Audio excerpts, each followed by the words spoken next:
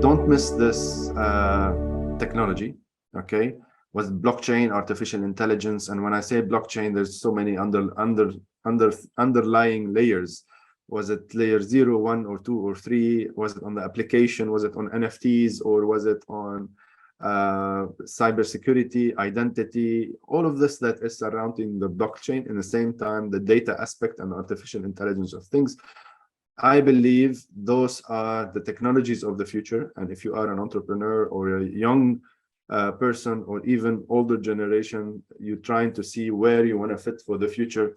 Those are the future elements that soon, well, we are already talking about them, but soon everything will be based on them. Hello, and welcome to a brand new episode of Engatica's interview series. I'm your host, Anshdeep Kaur, and we're really glad to have you join us today. And today we have Rudy Shoushany, blockchain and digital transformation management advisor on the show. Welcome, Rudy. Welcome, and thank you for the invite for today's Engati episode. The Engatica interview series is a powerhouse of insights from industry experts and influencers from around the world, a platform that provides the latest news on AI, automation, and technologies that will help you grow your business. Come be a part of our community, learn, share, and grow with us.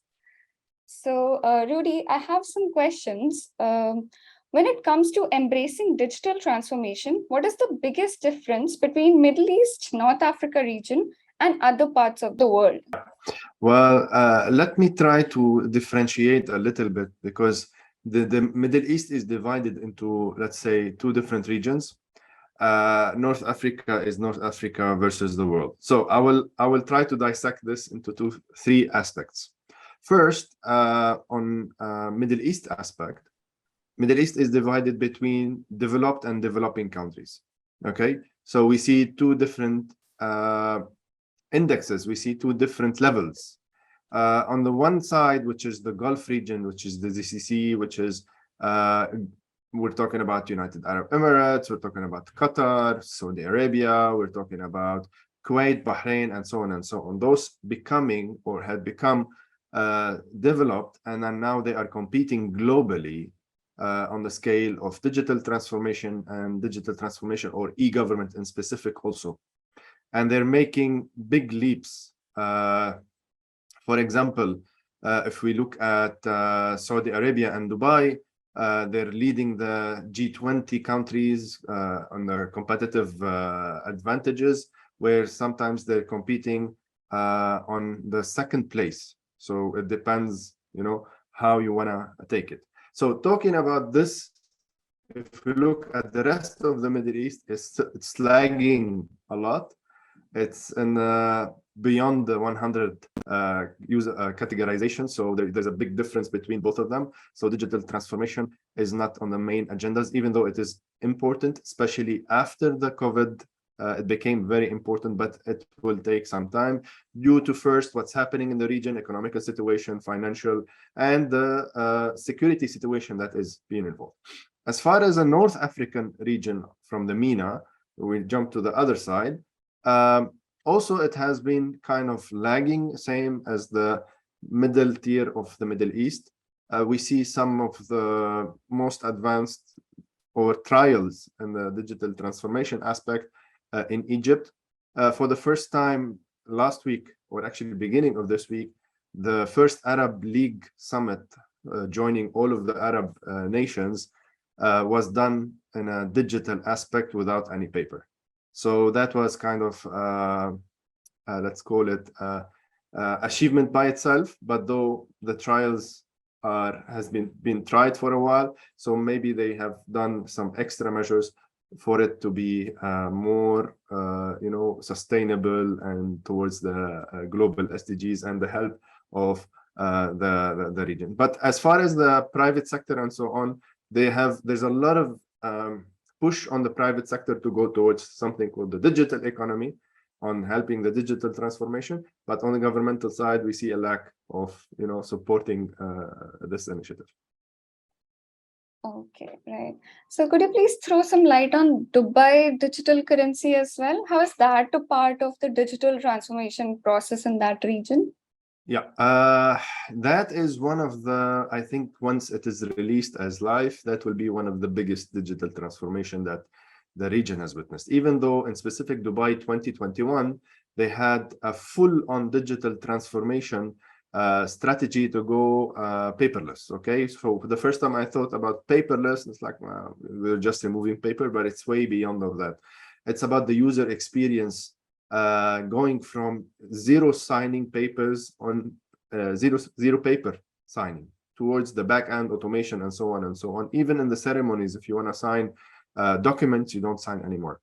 Now, going back to the Dubai in specific or UAE in general, there was trials in the end of 2020 for the first with digital coin, which is central bank digital coin issued by the central bank in the end of the day. Between KSA and the UAE Central Bank. And there was 3 other banks involved. That was the first trial in the world with other, not just 2 central banks working to try to do it. It was named Abir in Arabic, which means in English, transport or towards something else. So it visualized. And the use case was about transferring money between the 2 countries in an easy way, because cross-boundary or cross-country money transfers is a big issue, and we're talking about billions of dollars. Now, later on, hopefully this will be issued at least cross-country, and then it will be developed towards the local retail, and then so that people can go into this. But I don't see it far now because UAE is kind of pushing on all aspects of the digital. They released their metaverse strategy, they released their blockchain, they released so crypto friendly country and so on and so on. So we don't see much of this. I think it will be one of the leading countries also to try to jump into the state of digital coins. Okay, right. So you mentioned metaverse, right? So based on your experience, what are the most recent developments in metaverse? On a global scale, as we have seen that somehow Facebook Meta is taking the lead on this, but with what's happening globally and the financial crisis, I don't know how much will it sustain the losses, because it has sustained, I think, more than $80 billion so far. But on UAE and Dubai in specific, they created this metaverse strategy for it to open around 40%, 40,000 jobs within the next 5 years. So that's a huge opportunity, economical opportunity. And they want to generate around $10 billion from this. So opportunity is there, economical push is there. They want to work as much as they can. With that, they supported many other things. For example, the 1 million coders from the Arab region. Why? Because they want to support developing more on aspects of artificial intelligence, empowering metaverse, blockchain, development of blockchains, and so on and so on. So we see a lot of push towards the metaverse because they saw that there is a possibility for them to be on the forefront and to lead the world also as a government at the end of the day, and as a entity to lead the world in this space. And last month exactly, there was maybe around more than 8 events regarding the metaverse, and 2 of them were organized by the government itself. So they are pushing towards a futuristic city. They are pushing towards a full-on metaverse because there will be, the metaverse will be the next 3D model of our lives. So and the next communication, today we're having flat communication over this technology. Back, let's say if we go 7 years back, it was super expensive. Now we do it for free. But in the future, we lost the human element, we lost the touch, we lost the smell, we lost the interactions. It will give us something, a 3D tool to communicate in a better way. Right. So how do you think about sustainability in the long run when we think of implementing these digital transformation projects? Yeah, sustainability is key. All right. Was it from responsibility, or was it sustainability of those technologies? So sustainability first of the technology, because we're talking about a futuristic things, and then that needs a lot of spending, a lot of budget, a lot of operations, and so on.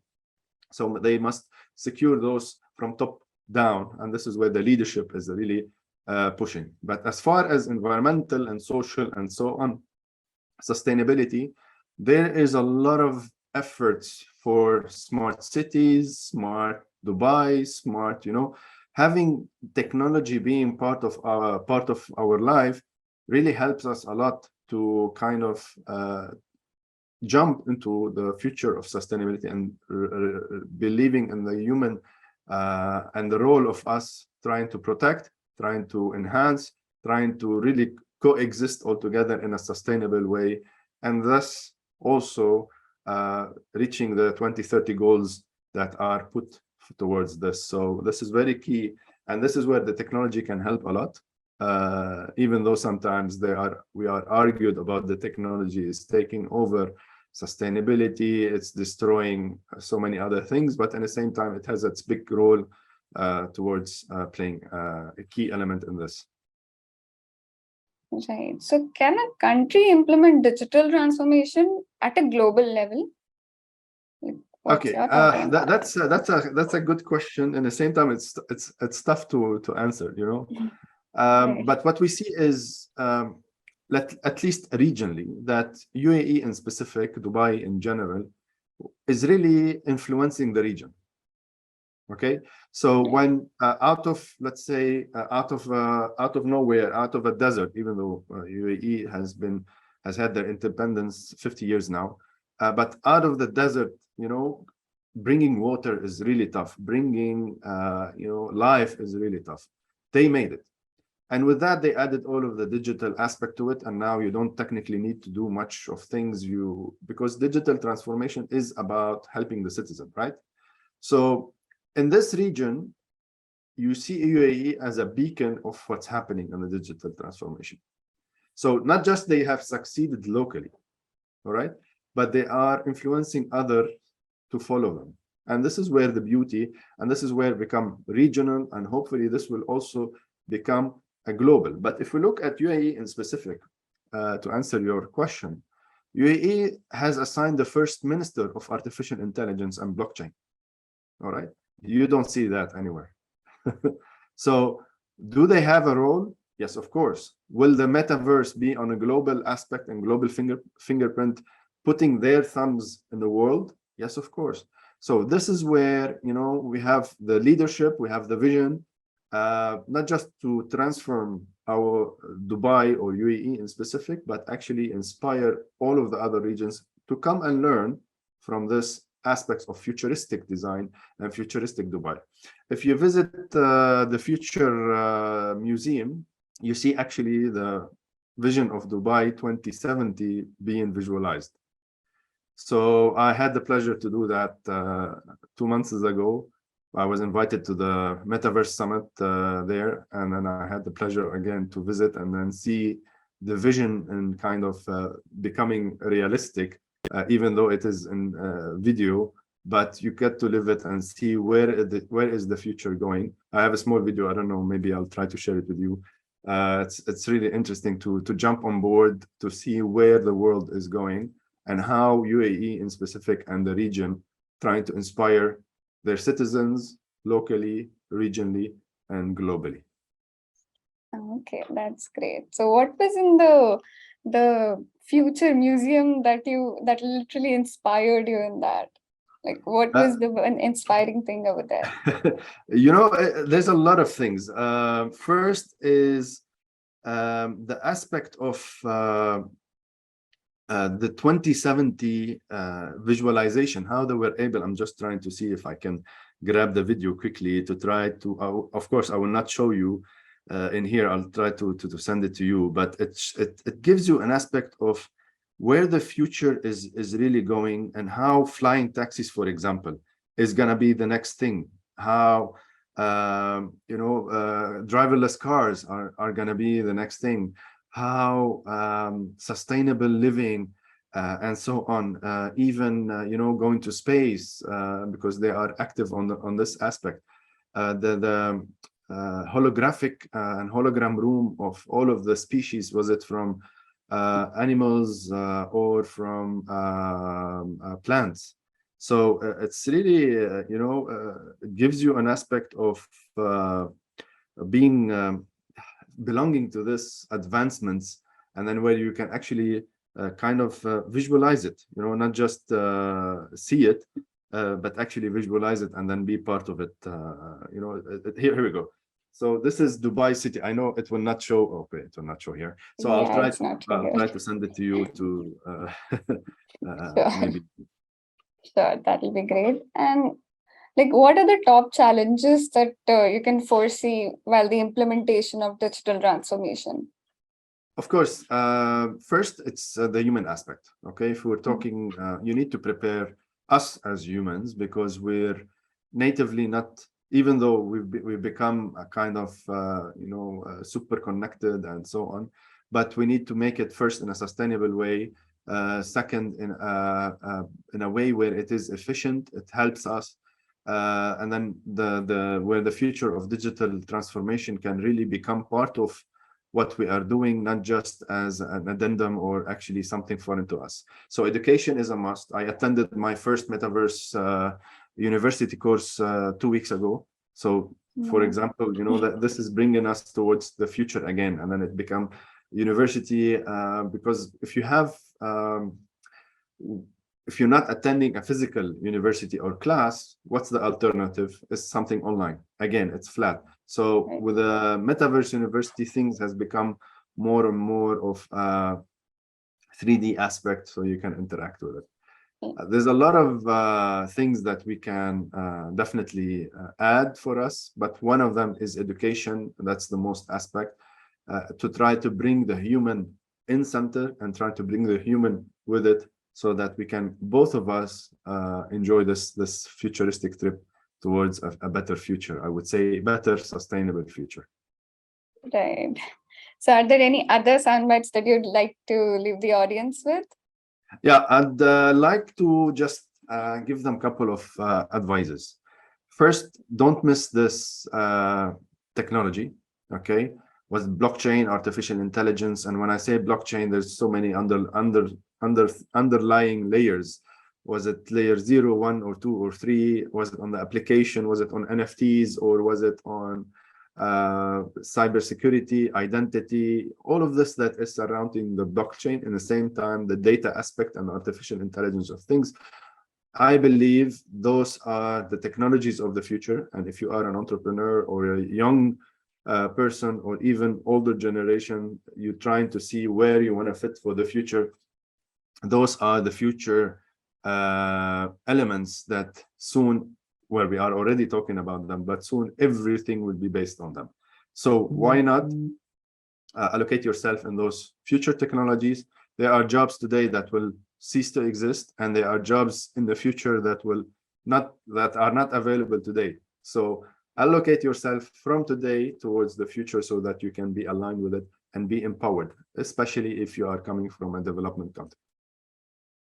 That's an amazing thing. So thank you so much for sharing your valuable insights with us. For more content, subscribe to Engati and tap the bell icon to access to exclusive content from our thought leaders around the globe. Thank you for tuning in. We'll see you with a new expert soon. Thank you.